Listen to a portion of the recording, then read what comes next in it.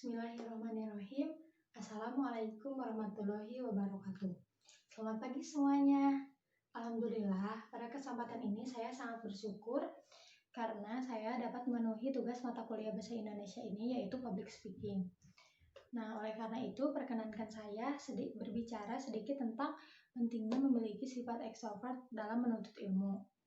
Sebelumnya saya ingin bertanya, siapa di sini yang mengetahui apa itu sifat ekstrovert?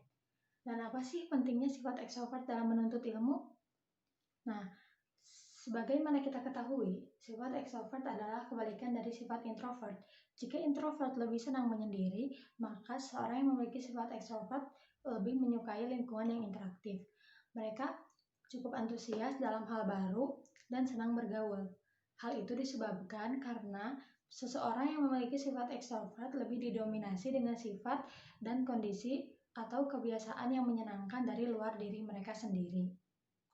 Bagi mereka, aktivitas sosial, berinteraksi dengan orang lain, sering bertukar informasi dengan banyak orang, dan senang bergaul adalah hal yang menyenangkan.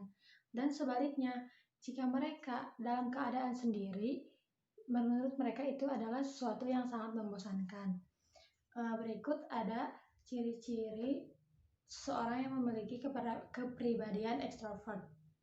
Yang pertama yaitu selalu antusias dan semangat, senang berinteraksi dengan orang lain dan bersosialisasi, mudah bergaul, cenderung spontan dalam bertindak dan berbicara, pandai mencairkan suasana, selalu tampil percaya diri, senang bekerja kelompok, dan masih banyak lagi. Kita sebagai pencari ilmu atau penuntut ilmu, baik bagi kita memiliki sifat ekstrovert ini.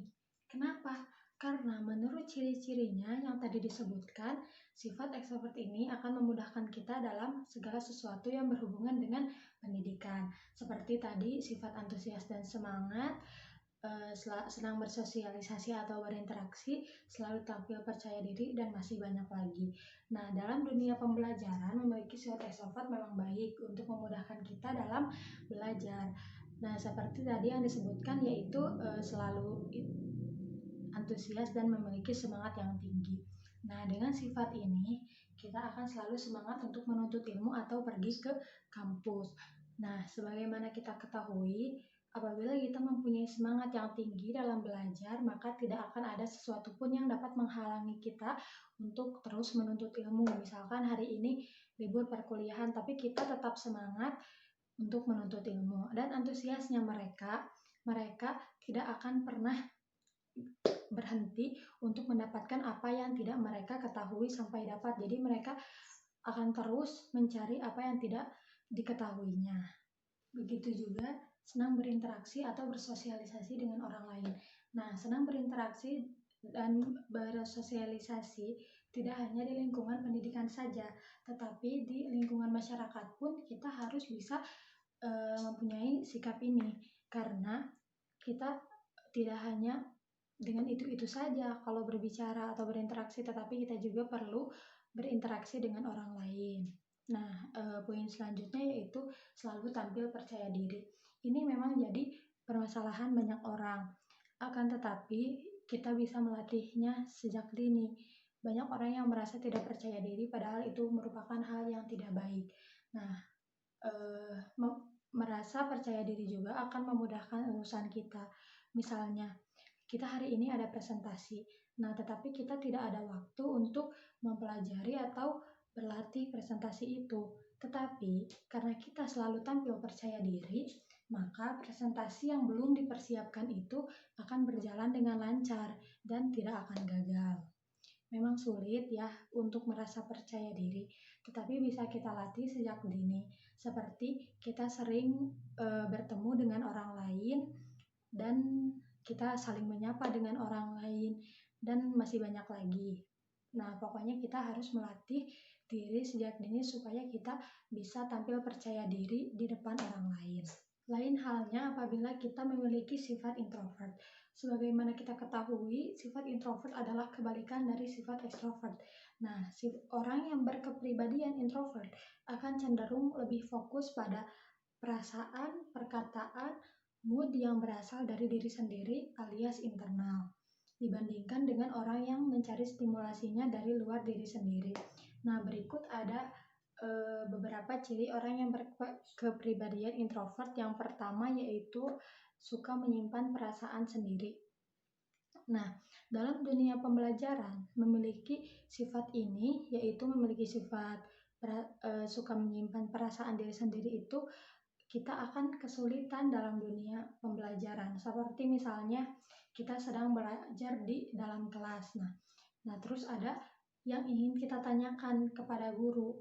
Nah, tetapi karena kita senang menyimpan perasaan sendiri, bahkan rasa penasaran itu pun kita akan simpan dalam diri kita sendiri dan kita tidak akan berani untuk menanyakan kepada guru atau dosen atau bahkan kepada teman kita sekalipun. Nah, orang yang berkepribadian introvert ini akan menyimpan rapat-rapat pertanyaan yang ingin ia tanyakan karena merasa tidak berani. Yang kedua, yaitu terlihat pendiam atau menarik diri ketika berada di sekumpulan orang yang tidak mereka kenal baik. Nah, terlihat pendiam memang sangat terlihat bahwa seseorang itu memiliki kepribadian introvert. Nah, misalnya kita ada kelompok diskusi di kelas. Nah, orang yang berkepribadian introvert itu tidak akan banyak bicara, bahkan ia tidak akan ikut berdiskusi. Nah, ia akan diam saja dan hanya akan mengangguk-ngangguk, iya saja berdasarkan interupsi temannya. Nah, memiliki sifat itu tidak baik, padahal kita bisa memulainya dengan bertanya kepada temannya tentang apa yang didiskusikan. Nah, dengan begitu ia akan mulai berani untuk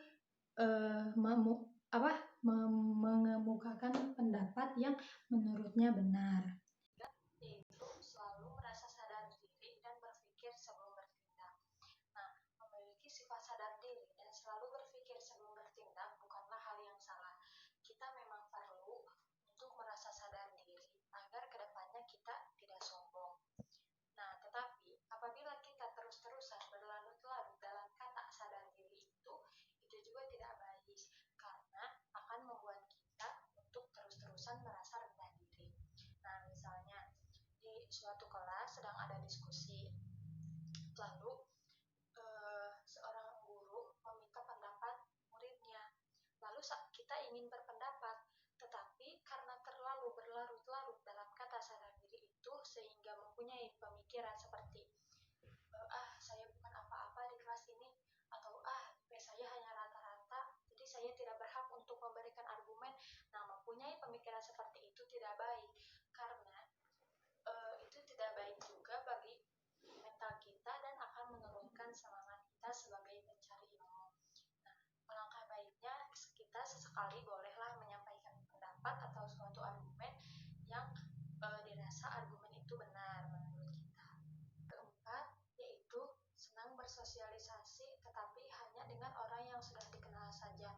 Nah, mempunyai kriteria orang yang senang bersosialisasi itu bagus, sangat bagus. Tetapi apabila kita hanya bersosialisasi dengan orang yang kita kenal saja, itu tidak cukup. Kita juga perlu bersosialisasi dengan orang lain, dengan orang yang belum kita kenal, atau bahkan dengan orang yang baru saja kita temui.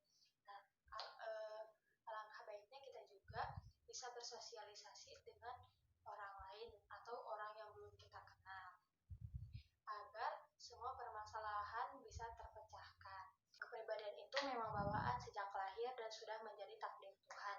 Tetapi apabila kita berusaha untuk mengubahnya, misalnya dari kepribadian introvert ingin menjadi kepribadian extrovert, insya Allah kita bisa mengubahnya, asal kita tetap berusaha dan berdoa kepada Allah untuk bisa lebih baik lagi. Nah, dan kamu yang berkepribadian introvert jangan berkecil hati, kita bisa bisa melatih diri sejak dini. Misalnya kita dari hal yang kecil bertanya kepada guru atau dosen, sering berinteraksi dengan teman atau dengan orang yang belum kita kenal, dan masih banyak lagi hal yang bisa membuat diri kita menjadi lebih baik. Nah, tetap semangat ya bagi kita semua dalam menuntut ilmu, dan semoga